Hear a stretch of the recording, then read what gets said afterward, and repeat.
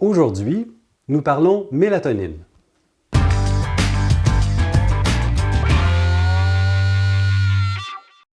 Bonjour, mon nom est Dr Dogbe et bienvenue dans ma chambre à coucher.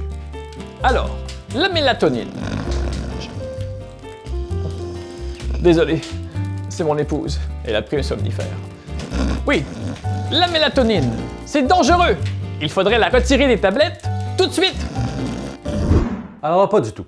La mélatonine est en vente libre au Canada depuis 2006 et aux États-Unis depuis les années 90. Pour être en vente libre, le principal critère d'évaluation, c'est la sécurité, ce qu'on appelle l'innocuité. Si ce n'est pas sécuritaire, c'est pas en vente libre.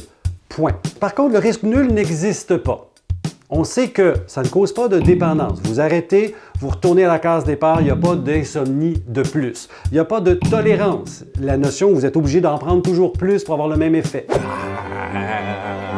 La mélatonine est très sécuritaire. Des pédiatres en prescrivent aux enfants parce que c'est plus sécuritaire que les prescriptions, les médicaments pour le sommeil. Par contre, ça peut avoir des interactions. Et là, mieux vaut en parler à votre pharmacien avant d'en prendre si vous prenez des médicaments. Ouais. De toute façon, la mélatonine n'est pas du tout efficace.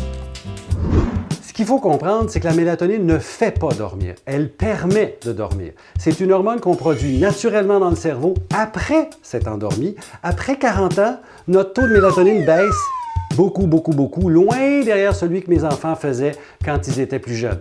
C'est un peu logique de vouloir reprendre ce taux-là, mais il y a des gens chez qui ça ne fonctionne pas. Il y a une explication pourquoi ça ne fonctionne pas. Il y a deux types de récepteurs. Il y a des gens qui vont avoir le premier, où là, c'est un sommeil profond. Ces gens-là vont vous dire « Ah, je dors comme un bébé depuis que je prends ça. » Tant mieux! Mais à l'opposé, il y a des gens qui vont dire « Je prends ça, ça ne marche pas. » Ou pire, j'ai l'impression que je ne dors pas, j'ai fait des cauchemars, je dors 6 pouces au-dessus du matelas. Ça, c'est des gens qui ont le deuxième récepteur qui est associé au sommeil paradoxal, le sommeil actif. Alors, si vous êtes de la deuxième classe, c'est juste pas pour vous. Si vous voulez en savoir plus, allez voir mon site Franchement Santé, jydionne.com.